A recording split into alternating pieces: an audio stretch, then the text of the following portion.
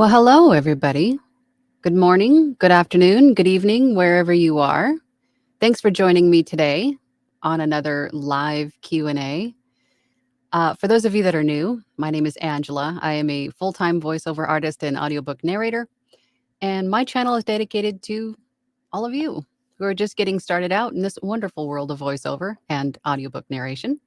And through my channel, I share with you some techniques that I use every day in my own voiceover business, and I answer your questions to help you get a start, or to answer all of the questions that you, because I know there's a lot of questions that you have in the very beginning, because there's a lot to it. There's a lot to voiceover and audiobook narration. There just is. So, as you know, if you've been here before, I have a poll that I ask every week. And today's poll is: have you ever produced a duet or a dual narration audiobook? And they are different, sort of. Um, the dual narration is more like when there are separate chapters of an audiobook that are different points of view, or POV. So if, for example, chapter 1 is from a female point of view, you have a female narrator, and then chapter 2 is from a male point of view, so you'll have a a male narrator. And a duet narration is when you have the male and the female interacting in a scene. You know, they're bouncing off of each other, holding a conversation with each other as separate characters. So that's what that is. And they are a little bit more difficult and time consuming than a normal audiobook, for sure. So I'm going to hop on over to, so far, what do we have for votes? We have 14 votes so far. And it looks like all of you said no, not yet. I have done a couple, and they were more like the dual narration, where there were female points of view and male points. Actually, no, now that I think about it, there's been one of each. I've done one of each, a dual and a duet. And although the male parts were very, very small, it was mostly my narration, but I produced both books, meaning I had all of the files from the other narrator and had to put them all together and make them sound the same in terms of volume and background noise and all of that stuff, and then format those files for ACX. So it takes a little bit more time. They can be difficult. I'm going to jump on over to the comments and see who's here today. Thank you, everybody, for joining. Looks like we have Mark Flores. Good morning. Good morning, Mark. Thanks for joining. Brittany's here. Good morning.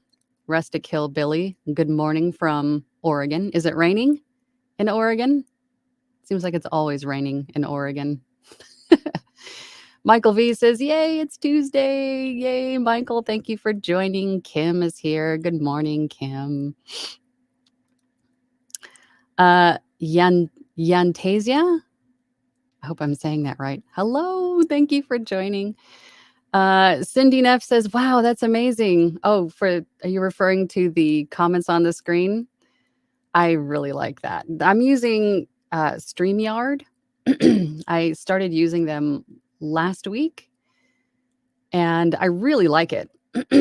I wanted the ability to, involve you guys. And if you have comments, I want everybody to be able to see your comment. And, if you have a question, you might have the same question that somebody else does. So if it's on the screen, then they can see, that you're asking the same question, that they have this burning question. Gosh, it's hot in here already. Sean Lester is here. Hi, Sean. Good morning. He says, good afternoon from Grass Lake, Michigan. While traveling, my car ended up being my studio for a couple "Can I get this today" jobs. It always seems that as soon as you say, I'm going on vacation, or I'll be out of the studio for Any length of time, that's when you seem to get busiest. Why is that? How does that happen? Yeesh. Rob the Maritimer is here. Hello. Hello, Rob. Cindy is here. Good morning. It's not raining in Maryland.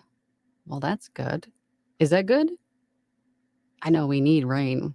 Everybody needs rain. John Popovich, good morning, Angela. Just checking in. Thank you, John, for checking in. Kirk is here. Hello, darling. Top of the morning to you. Top of the morning to you, sir. I did finish that book with the leprechaun in it, and I think it went well. I was a little bit more comfortable this time. I don't know about you guys, but I have such a hard time with accents. I mean, I can do them, but then they don't sound the way they should in my head as they come out of my mouth. Accents are hard. They're hard. John Baradell says, Michael V, yes, it is Tuesday, I think. Wednesday in New Zealand, though. Oh my gosh. Thank you so much, everybody, for joining. I know everybody is. I've got some really great people here in the community that are from all over the world. So I really appreciate everybody hopping in here. Rustic Hillbilly says, beautiful day in Oregon, no rain today. That's awesome. I know those are few and far between, aren't they? I mean, relative to Arizona anyway. John says, not raining in New Hampshire yet. Maybe Thursday it'll rain. We are here in Arizona. We are in monsoon season. So I'm hoping to see some storms. It'll be nice to kind of cool things down. I don't know. We'll see. Robert Palmore says, morning. Morning, Robert. All right. Let's hop back over to the poll really quick. Okay, so we have 21 votes so far. And again, let me just go and put this back up on the screen. Today's poll was, have you ever produced a duet or a dual narration audiobook? And I asked that question today because I have heard, or seen rather, a lot of comments and or questions recently about duet and dual narration audiobooks. And I think with as many, and I use the word spicy or romance audiobooks, I think people prefer to hear like a duet narration for those, which makes sense because it'd make it a whole lot easier to sort of, it would bring a lot more depth and realism, I think, to the dialogue for romance or spicy audiobooks. So with those increasing in number or demand, I could see why the duet or the dual narration audiobooks would be rising in popularity as well. I also noticed there's also a I'm seeing more and more of like full cast audiobooks, meaning, different character or different I guess it could be the same narrator for a few different voices, but it seems to me that there are a few different voices, there's sound effects, there's music. I mean, it's like a full production. And I think that comes from podcasting because a lot of people are podcasting and a lot of people are listening to podcasts. So I think that full production audiobook, like a full audio drama, that's coming back, I think. I do. I really think it is. All right, let's hop back over to the comments and see what everybody else is up to. Let's see. Doop-a-doop-a-doo. Where am I? Here I am. Okay, I'm right here. Sean Lester says, have you taken a VO offer, particularly, oh, my mouth doesn't work today, a short one, only to find out you have to spend 4 times the amount of time looking up how to pronounce names and places? That happened to me this morning. I typically see that with medical narration. I don't have a medical background, but if you use Merriam-Webster or the Youglish site, it's the I highly recommend Youglish if you haven't checked it out. It's just as a side note. But Youglish.com is a site where you can type in a word and then hit search. and then it'll pull up all of the YouTube videos where that word is used so you can hear it in real time. And most of the time, if it's like a medical narration or something technical, you can hear the everyday pronunciation or hopefully the correct pronunciation of that word in sort of like a talk or a speech of some sort. So that really helps with pronunciation. But if you work on a place like Fiverr, Upwork, where you can ask standard questions before someone places an order, I work that verbiage into my requirements for the order, specifically about uncommon words or technical words. If they could supply like a phonetic pronunciation or an audio file with the pronunciation of that word. So you, as the voice actor, can get that word or that pronunciation, proper or preferred pronunciation of that word up front. Because you're right, it takes a long time, especially if you've got an audiobook with a lot of technical verbiage in it or verbiage you're not accustomed to. It takes a long time to get through that book anyway, because audiobooks are a marathon. And then on top of that, all of these words that you have to stop and look up the pronunciation. But that could be really anything. That could be medical, that could be technical, it could be maybe Latin words, things like that. So if you can ask your client up front for some help with pronunciation, that will definitely help. Same with other languages too. I've had a few where they were, I think they were in Korea, and they had sent audio files, like clips of them saying these words, which helps. But yeah, that happened to me yesterday, Sean, just yesterday. Kirk is here. Hi, Kirk. Glad you defeated the leprechaun. What's the new glowy thing behind you? Also, ditto the love of the new screen tech. Very cool. I really like it. I really like it. Again, for those of you that weren't here last week, I found StreamYard. I heard it in a podcast, actually. I don't remember which one it was, but they had mentioned StreamYard and was like, ooh, what's that? I'm going to go check that out. And this is what I found. And this is exactly what I was looking for to help make this a little bit more engaging so everybody could see the comments and questions that I was addressing. So I really like it. And a new camera, too. I got a new Logitech Brio, which shoots in 4K, although this isn't 4K because you have to get like the premium StreamYard membership in order to use 1080p at least. So this is 720, but it looks okay, right? It does the job. The new glowy thing behind me, I really like. These are the Nanoleaf lines. And I've always wanted the Nanoleaf, like little panels or like little triangles that you can make little shapes with. The lines just came out. They're white, so they really stand out on my dark background, but I just ordered skins for them. So they just snap on. They're like matte black. So it'll help it kind of not be so, in your face with the white because my background is so dark. So, but those arrive in a few days. So hopefully by next week, it won't look so weird. Like I've just got some glowing weird armature behind my head. But I like lights. And as you know, as a voice actor, we like lights. We like LED lights. And I'm just kooky that way. I like my lights. But yeah, I like them. They do just about any kind of color combination you can think of. I can have them do brand colors if I want to, but I like the rainbow effect. I'm going to leave it like that, I think. Robert says, monsoon season equals setting the timer on the sprinklers. If I had sprinklers, that's one of the many benefits of living in a townhouse. I have no yard. Although with no yard comes, no dog. We'll see. But yeah. Excuse me, monsoon season also equals a layer of dust before the rain. So if you wash your car, then you're going to have mud on it by the end of the storm.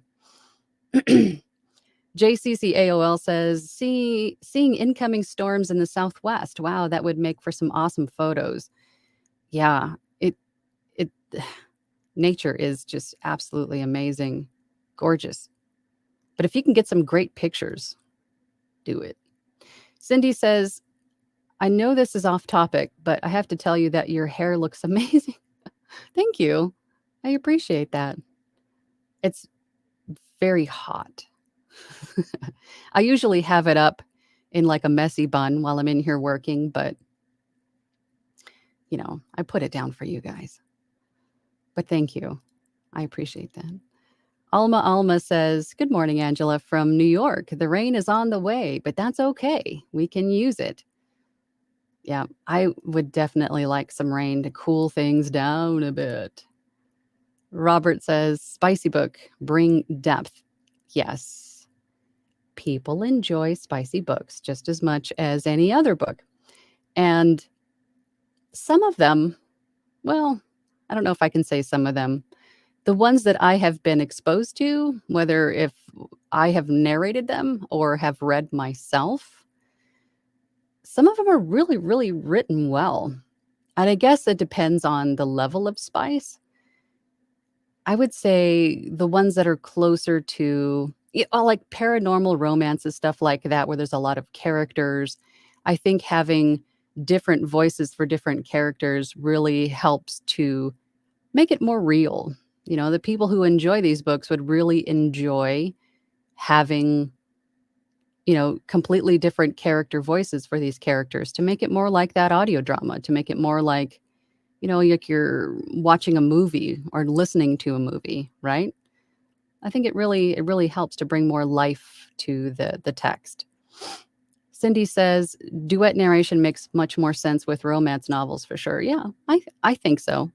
I think a lot more people would enjoy them. The people who enjoy these books to start, I think would like them even more if there were multiple narrators for sure.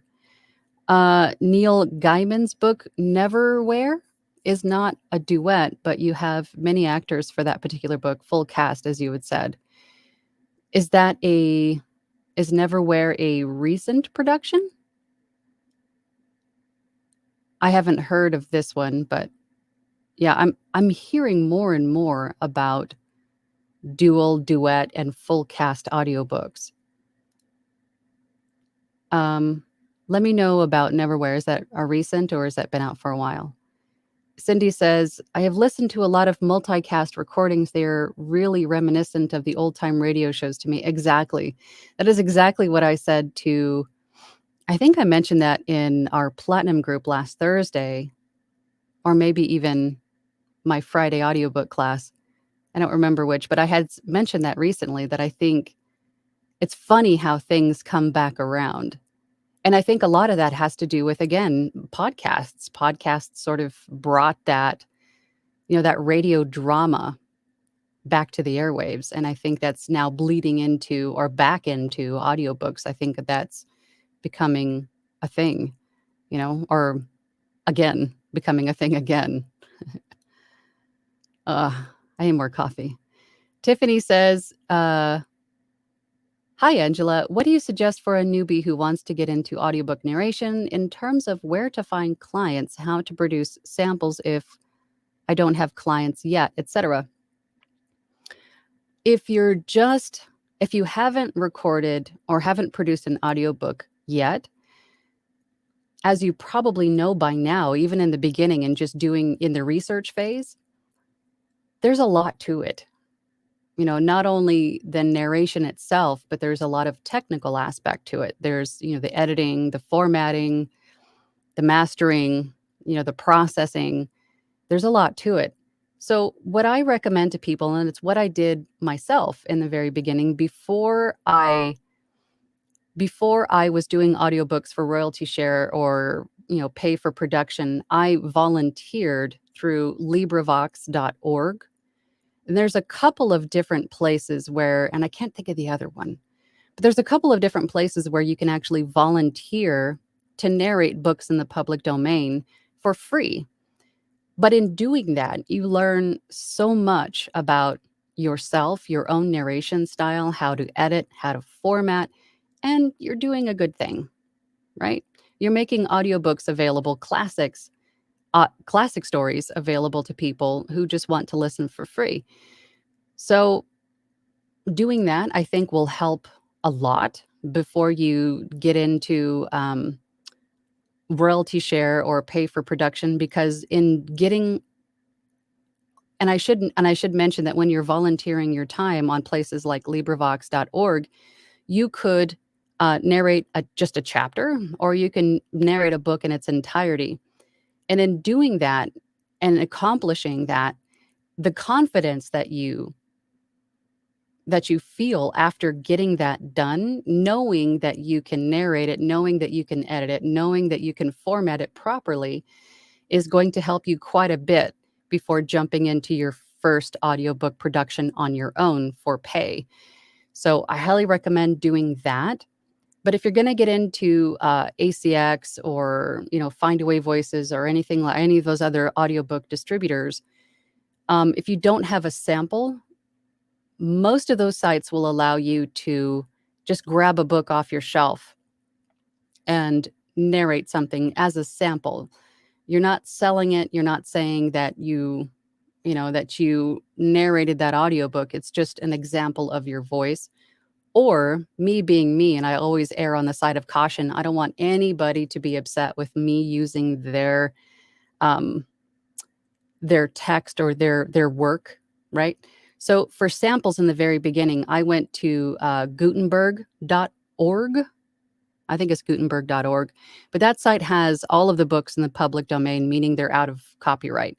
So I just grabbed a classic and recorded myself. I think I used Alice's Adventures in Wonderland or Peter Pan, you know, and used that as a sample in the very beginning. But you can use social media to market yourself. You can get onto any of the platforms that you wanted to, you know, let the world know that you're narrating audiobooks. And at some point, you can become part of a studio or have an agent or two to help you source audiobook work. But don't underestimate social media. I have met many authors on social media that have found me, through my Instagram, through my YouTube channel, and asked me to narrate their books. And for any of you watching, thank you again. But um, there's many, many ways to go about this, but I would definitely get in some practice first. And at the same time, you'll learn if this is something that you want to do, because there is a lot more to it than we initially realize. Good question, Tiffany. Cindy says, yes, I loved the Neverwhere full cast. Okay, I'm going to have to write this down. Neverwhere. Pardon me while I make my notes. Neil. Is it Gaiman? Hope I'm saying that right. I am going to look that up. Thank you. Cindy says, fantasy novels often have a lot of imaginary words. They do. They do. And I highly recommend that if you have a book with a lot of fantasy book with a lot of made up or I guess I could say made up words, places, reach out to your rights holder and ask questions. Trust me. John Bairdale says, are you using Chat Ninja to display the chat? No, it's actually StreamYard. I'm using StreamYard streaming software. The frog came back, guys. Sorry. And with StreamYard, I can put cool banners, overlays, my logos in the corner. I can invite people in and share my screen. There's all kinds of stuff that I can do. Let me just see if I can get it to. So if I wanted to share my screen, let's see, will it let me do it? Picture in picture, Shift 7. Hold on, let's try something here. Shift 7, no? I must be doing something wrong, but can I do this? Does this have to be gone first? Let's try this. News layout, press Shift 5. No, I guess not. I must be doing something wrong. Anywho, but I can have multiple people on the screen and there's backgrounds and all kinds of stuff. So I don't know. I must be doing something wrong. Or maybe I had to set that up before the stream started. I'm not sure. I'm still learning. I'm still learning all this stuff. Okay. I lost my place. Here we go. JCCAOL says, I have looked into doing audiobooks in other languages. Do you need to take a proficiency test? I know they would probably test for accuracy in regards to pronunciation. Easy for you to say pronunciation. I- I've never been asked about that question before. I don't know if they would give you a proficiency test, although I think you would have to be transparent with the rights holder up front and tell them, hey, maybe I can just, speak the barest of this language. I'm not fluent. I would definitely not fake it until you make it with a different language because, as you know, with audiobooks, there's acting involved in, in the fiction realm. So you're definitely going to need to know what these words mean and how to deliver them so they make sense in the right situation. So if you're going to get into an audiobook in a language that is not your mother tongue, if you don't understand it very well, then I would just be upfront and honest. But if it's, intermittent, if there's just a little bit of this other language in there, then you could probably get away with it if you practiced maybe saying the lines in the other language until you were comfortable. But I would be very transparent with the rights holder on that one. John Baradell says no yard equals no mowing the lawn. Absolutely. Michael V says, I have LED lights in my booth. I love my lights. I probably have too many lights. It's probably overdone, but I like it. And that's important. And I was having a conversation with another VO yesterday about making your booth your happy place. Make it your happy place because you are spending a lot of time in this place and it has to be warm, welcoming, calming, whatever you need it to be. And if you want lights, then put your lights in. Robert said, Angela, you missed my joke. Did you make a joke? Hang on, let me scroll back up, Robert. Hold on. Did I completely skip over you? The spicy book bring depth? Are you making an innuendo? This is a family show, Robert. Goosh. Maybe that's a good thing. Kim said, I set up my sound booth this weekend. Did you do any training courses when you were first getting started in VO? Now that I'm set up, I'm wanting to sign up for some to really dive in. I highly recommend getting training. Take improv classes, acting classes, train with a mentor or a VO coach in learning about how to use your DAW, inflection. I mean, there's all kinds of training that you could do to prepare you to be a voice actor or an audiobook narrator, but I recommend training courses for sure. I self-taught myself for a long time, and I think I got to about a year and a half in, and I was doing pretty well, but I started to sort of plateau. I was kind of just stagnating at a certain level, and that's when I reached out to my coach. I worked with Anthony Pica for about a year. I met with him, oh God, was it once a week or once a month? I think it was once a week. Yes, it was once a week. It was weekly for a year. And we went over, I had this weird like melody delivery that I was doing inadvertently.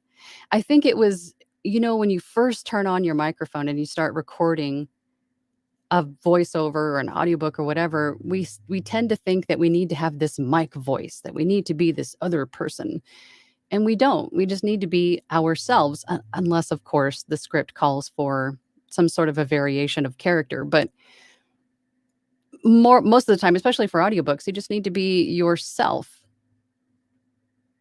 right? So you don't need to just pretend to be somebody else or have this, voice of God going on.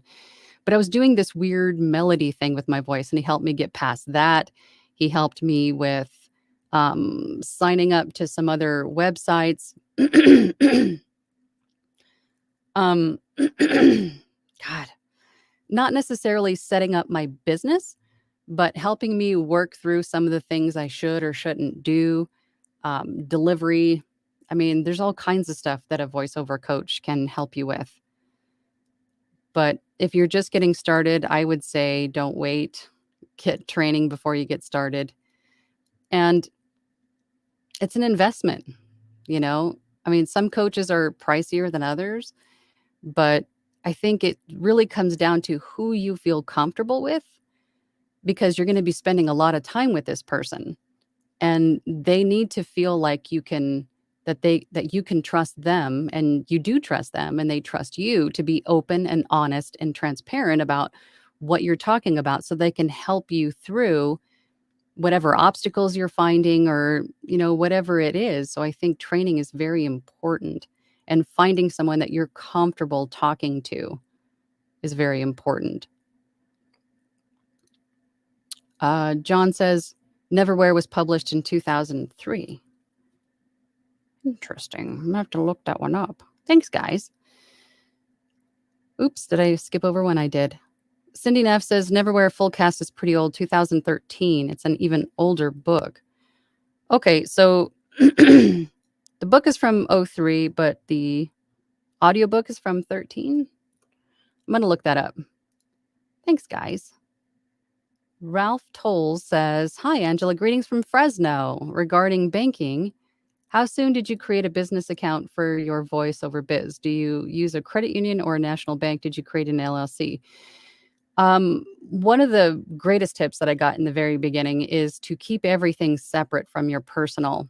Even in the beginning, if you think this may be something that you want to do as a career going forward, and you want to go full time and make a business, one of the best things that you can do to start is have a completely separate.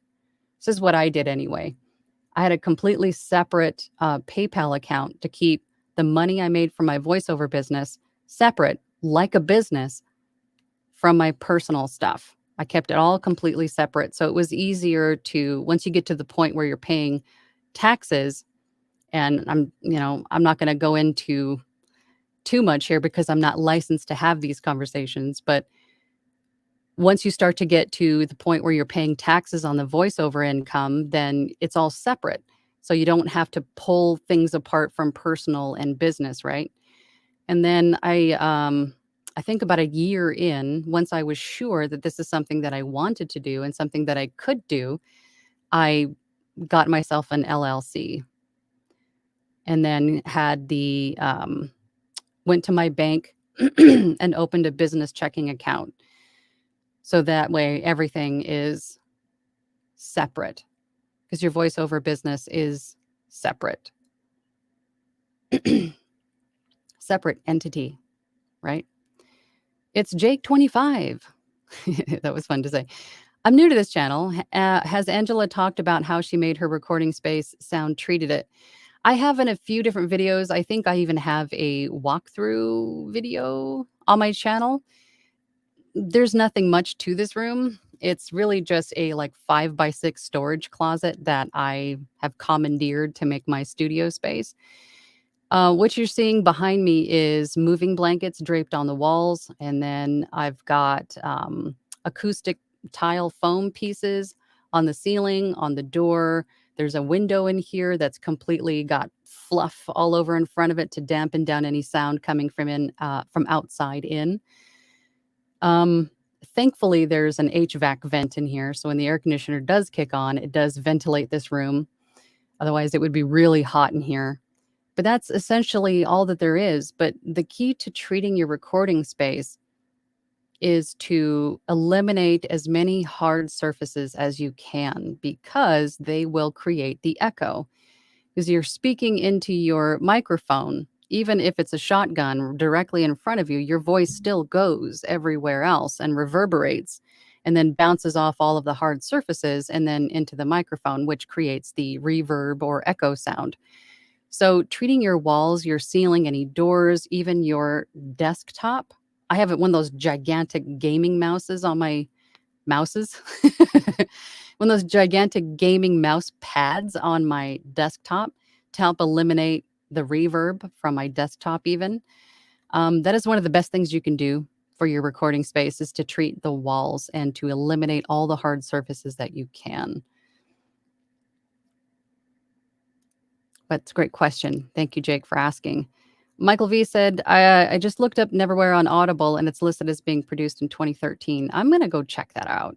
I have a couple credits. I'm going to go check it out. Oh, and side note, if you want to produce audiobooks, I highly recommend that you listen to audiobooks because you can learn a lot by listening to other narrators and the editing, and how much pause and space. Do you hear breaths? Do you hear mouth noise? All of the things that we tend to think are bad or not normal are normal. And, it really helps me to just relax and just, you know, read the book and just process it, just edit it, just give it my all. But don't be too critical about, oh, is this too much of a pause or is this breath too audible? None of that stuff really matters. I mean, take out the big mouth clicks and the big, gulping frog breaths or a cough or something like that. But, you know, it really helped me to just get over my own critic in my head, right? Uh, Cindy Neff says, not yet, Jake. Oh, answering the question that Jake, yeah. Um, I do have I wanna say I have more than one video. I definitely know I have a walkthrough. I have a studio walkthrough on my channel, and I might have another 1 or 2 where I talk about treating your space. Neverwhere BBC Full Cast 2013. Thank you, John. I am definitely gonna check that out. That sounds awesome. JCC AOL says, "No, Neverwhere came out in the '90s, I believe, but the audiobook on Audible was released in 2013. It has Christopher Lee, James McAvoy, and Natalie Dormer." Oh, interest is super peaked now. Awesome. I'm gonna go check that out. LOL, thanks, Cindy, says Jake. John says, first publication in 1996, second edition in 2003, and audio in 2013. Wow. God, slow down, Ange. Cindy Neff says, you're welcome, Jake. You found a great channel. Welcome, friend. You guys are so awesome. Thank you. Thank you for the compliment. And yes, thank you for being so welcoming to everybody else here. Thank you so much. John says, I made that mistake in my book. Too many new words in it. I should have just made a few. Makes it hard to read. Too many new words. You mean like a fantasy book where there's made up words and names or places and names? Michael V says, it's funny how there is more than a second delay from my phone to computer on this live. Yeah, there is a little bit of a delay. I don't know. I don't think it's as different as it would have been had I been using YouTube Studio through OBS. I think there was a longer delay from what I say to when you guys say it. I think it was like a 10-second delay using YouTube Studio and OBS, but I think it's a shorter delay now just using StreamYard, which I'm okay with. But yeah, it's a little bit, I noticed that too. There's a little bit of a difference. JCC AOL says, in regards to the languages, I will look into it. There are some I would be more qualified for than others. Thank you so much for the advice. Absolutely. Ken Unplugged says, hello from Ontario. Ontario, Canada or Ontario, California? I actually lived close to Ontario, California. Thanks for joining, Ken. The Simpleton Review says, do you like to use headphones while you record? I don't. Because I'm not a punch and roll. I don't use punch and roll while I record. I use the clicker method. And so I don't wear headphones. I don't I can hear myself while I'm talking out loud, and when I wear headphones, I feel like I'm, like, pinned down. I feel like I can't move as much. Makes me uncomfortable to wear headphones while I record. I wanna be free and gesticulate and move around, and I don't know. I know a lot of people like to use headphones. I'm not saying there's a right or a wrong way. Personal preference, I don't like to use headphones when I record. But I know a lot of people do wear them.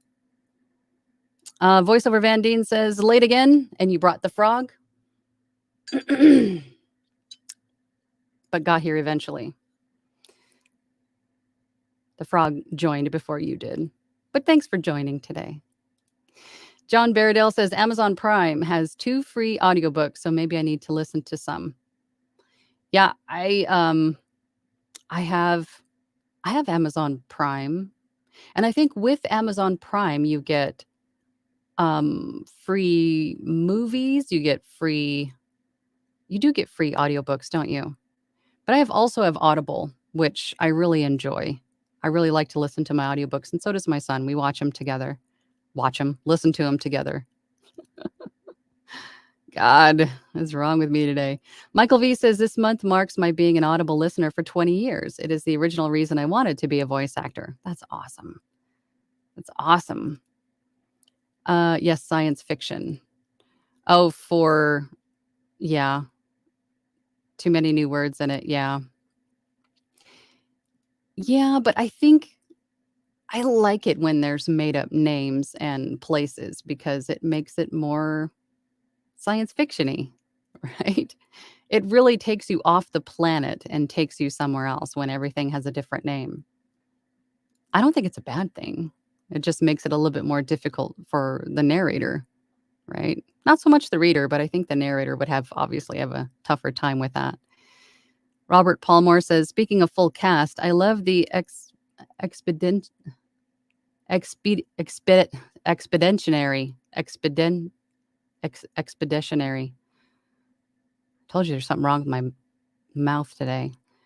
Expeditionary Forces series, but the full cast version of Homefront was completely ruined by the audio engineers that blasted the special effects." Wait, oh, that's horrible. Oh no. I can totally imagine that too. That's too bad. If they spent all of this time having a full cast and then someone having to put all of those together and then just having the special effects and or music way too loud, that really kills it. Yeah. Man.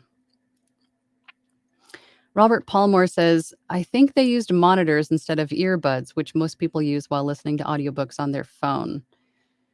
Um, yeah. Yeah, probably. And I always recommend to people narrating audiobooks to play back parts of their audiobook that they have completely finished before they submit it to the rights holder and listen to it on your phone. Upload a chapter to your Google Drive and then go to your phone, open your Google Drive and then listen to that section and see what it would sound like. Or like you said, to use earbuds instead of studio monitors because what you hear in your studio quality headphones might not be heard through car speakers or through your phone speaker or through earbuds because you're listening through something that's specifically made to pick up all of these things where a phone speaker you won't hear it. So I think that's a really great point, Robert. Thank you for bringing that up. You know what? Let's hop on over to the poll really quick. I do have a meeting soon, so I am going to have to wrap this one up today in about 15 minutes. Let's check out the poll really quick. So far, we have 31 votes. And then again, today's poll question was, have you ever produced a duet or a dual narration audiobook? And again, I asked that question because it seems like I've gotten a lot of questions about that lately, about how is it done? How is it difficult? How do you get paid? all of that stuff. So I wanted to see if anyone else has ever done these types of books before. And it looks like out of 31 votes, we have 3% said yes and 97% said no. It's interesting. I thought it would have been a little bit higher, although up until now, I haven't seen a whole lot of duet or dual narration audiobooks, but I'm starting to see more and more of them. So that's interesting. Where am I? Here I am. Kim. Speaking of made-up names and dual narrators, I've listened to several fantasy books with dual narration where the narrators pronounce names and locations different. Oh no. That would definitely be a thing. That would definitely be a thing. Oh my gosh. I think when you're having a dual or a duet narration, I think all of the narrators, the producer, if it's all separate people, they need to meet with a rights holder. Everybody needs to meet together and via Zoom or what have you, and to discuss these things. They need to discuss the pronunciation of words, places. All of this stuff needs to be talked about up front. I think that is unfortunate. Hopefully they weren't like starkly different pronunciations, because that would really, I think, just ruin it, right? Oh yeah, expeditionary force. Thank you for helping me. Narrated by R.C. Bray is awesome. Listening to Match Game, book 14 in the series right now. Oh, cool. I'm going to have to check that one out too. I need to put my glasses on. Expeditionary.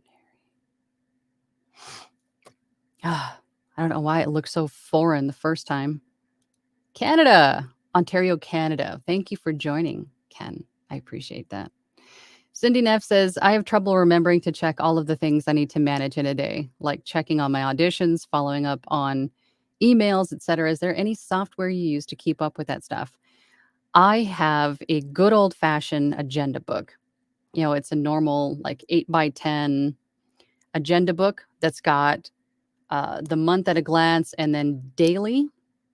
So it's got like a nice section for each day, and I write down notes to myself for when I have a meeting or when I go live, or any notes as I go along. And as all of the books that you guys are discussing with me today or mentioning, I'm writing down on my agenda book. So it's right in front of me. And then I can also make notes again, to your point. Let's just say I put in an audition for today. I can make myself a note for tomorrow to check, you know, whatever platform that was, just to see if they liked it, didn't like it, you know, check for any messages. But that, having that in front of me has really, really helped to make me not forget things, or help me to not forget things, because otherwise I would. Because as you know, as a business owner and with all of the different platforms that we're on, there's a lot to keep on top of. So I just write everything down so it's in front of my face. And then I can always go back and reference, right? I can flip back to last week and see, when did I submit this thing, or, you know, so that in itself has really, really helped me. Michael V said, good question, Cindy. Yeah, that was one of the, I think, the hardest things for me to get a hold of, because it's like herding cats, right? There's all these cats running around everywhere, and you need to kind of keep them, reel them back in and stay on top of them. And that recommendation came from my coach, Anthony Pica. He said, well, just get like an agenda book. Otherwise, you're making spreadsheets and probably overcomplicated, in my opinion. I'm not a spreadsheet person. I'm just not. I keep notes. I have legal pads. I have agenda books. I like to just write it down. And then once it's done, once that task is done, or that whatever it is that you're reminding yourself to do is done, you can take your pen and cross through it, which is such a great feeling in itself, right? Accomplished, done. Then you move on to the next thing. That's what I do anyway. VoiceOver Van Deen says, I hated my voice first time I heard it on Dell laptop speakers, really sibilant. Learn to check on phone, monitors, laptop, and headphones. Yeah, it's definitely same. Definitely cringe. But it's a good practice to see the difference between what you're hearing in your, you know, in your studio quality headphones versus what the listener is hearing. I also have JBL monitors in here that I listen to, and those are also high quality, but I still recommend just using your phone because that is another alternative to maybe hearing something that you don't or not hearing what you're obsessing on, right? The mouth noise or, that you probably won't even hear on your phone speaker. Kirk says, "Hey kids, don't forget to hit the thumbs up and like this Angela loves those thumbs up, don't we all? I do. Thank you so much. And if you're watching this replay later, don't forget to subscribe and hit that thumbs up button. I appreciate that. I do. Thanks, Kirk. JCCAOL says, seeing all the full cast audiobooks on Audible really inspires me. I think everyone here today, we should all collaborate together on a book. I would be up for Harry Potter or War and Peace. Interesting. Uh-oh. Now you got the wheels turning. I can hear the hamster in there huffing and puffing. Robert Palmore says, I stopped at book 14 to come to the live cast. I'm up to where Frey is battling kitties in the tunnels. Oh my God. Yawo says, how do we get noticed as a beginner on Fiverr? I think it's tough. It's tough in the very beginning. I think the best thing that you can do as a beginner, because you need that social proof, you need those reviews, you need those 5-star ratings, right? Because again, if you're looking at two things that are the same sort of voice at the same price, but one has reviews and one doesn't, it's the same thing as we shop on Amazon, right? You're going to go with the one that has reviews. You want to see that someone went before you and said, yep, this guy's legit. This is what I was looking to purchase, and he did great. So those reviews are tough to get in the very beginning. So what you could do is hit that buyer's request section and start, introducing yourself that way. You could get your first job in the buyer's requests and then get that 5-star review, and then things should start to pick up from there. But in addition to that, make sure that you have a nice, clean, interesting thumbnail for your gigs, because I think that would really help to maybe help you stand out amongst everyone else. And also price point, right? I think if you're a consumer looking at a group of people that are offering roughly the same thing, you're going to be looking at what's the best deal, right? If they all have reviews, they all have a similar title, they all have a similar style of voice, then you're going to be looking at price point. So I think being consistent with the people around you will make the buyer's decision a little bit tougher. So they're really going to have to listen to your audio samples then to select somebody. So make sure that your audio samples sound great, right? That you have no reverb, no sibilance, not a ton of mouth noise. And don't leave a big gap of space in your audio samples. Get right to it. Have like less than a half of a second before they hear your voice, because no one's going to want to, get down to the last 3 or 4 that they're narrowing their list down to and listen through their audio samples. And then they have to wait like 30 seconds before anybody's talking. Make sure that your audio samples, you're speaking right away, and put your best samples at the front of your demo, because chances are someone's going to know whether or not that your voice is the right fit for their project within the first few seconds. So audio samples are a big deal for Fiverr for getting the attention, I think, and thumbnails and your price point. But hitting up the buyer's requests to at least get that first couple reviews is definitely going to help. Joy West says, hello, Angela from Southfield, Michigan. I just wanted to know what you do to prepare yourself to do audiobook narrations. Do you drink water? I drink water. I drink coffee. I drink lots of coffee. I'm a coffeeholic. I also have discovered What's wrong with me today? Discovered. I watch a lot of TikTok. I'm a TikTok fanatic. And I found another audiobook narrator on TikTok. I believe it's Astoria Redhead. And she recommended fire cider, which I have started to use. It's like a apple cider vinegar, but with like habanero peppers and stuff. And I take a shot of that before I start, which kind of helps to clean everything out, so to speak. I haven't done it today, but you drink a lot of water, read ahead, get an idea of what it is that you're doing, warm up your voice, do some tongue twisters. Those definitely help. What time is it? Okay. I need to wrap this up, guys. I got a meeting I got to get to. So let's go through these last questions really quick. Michael V says, Robert, I did just push through the full cast production, so I didn't miss any of the core plot of the series. I'm gonna have to check that out, you guys. Simplifying sounds amazing. It is.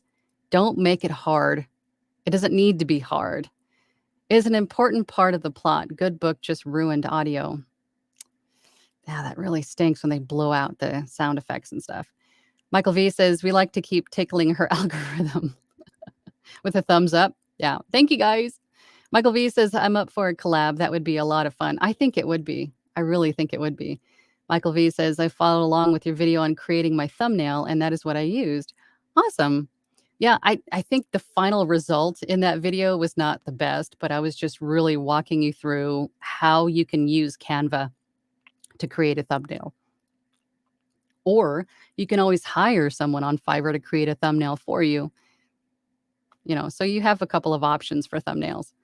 Robert Palmore says, Fiverr has an algorithm that is affected by your activity on the site. Be like a squirrel looking for a nut on Fiverr. Very active. That is very true. The algorithm there is very, very,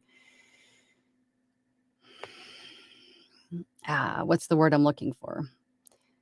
Not stringent. It's tough to crack for sure, but you're right. The more active you are, definitely helps on Fiverr. Michael V says, okay, I'll shut up now. Cindy Neff says, thanks. This is always a good time. Have a great meeting.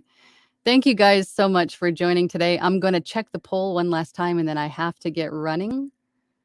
We are up to 35 votes. Have you ever produced a duet or dual narration for audiobooks? It's still 3% say yes, and 97% said no. And this was today's poll. Have you ever produced duet or dual narration audiobooks? I think definitely don't discount them. I think the only thing that I would mention is if you are approached to do a duet or dual narration,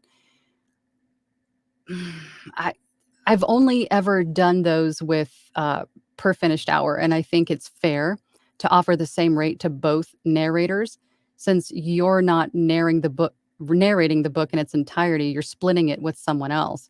So I think it's fair that both of you get the same rate, of course, and then all of those files get uploaded to Audible, and then the rights holder should pay both narrators, for the amount of work that they did at the same rate. I've never done a duet or dual audiobook narration through royalty share. I'm not exactly sure how that would work out. I don't even think I would do that, because I don't know if Audible has the ability to split narrators or to split that royalty share amount more than just with the rights holder and the narrator. So I think I would only approach those as a per finished hour. Robert Palmore says, yay. Michael V says, as always, thank you, Angela. Good vibes. All right. Well, thank you guys once again for an amazing live. You guys are the best. And I will see everybody next week. Bye.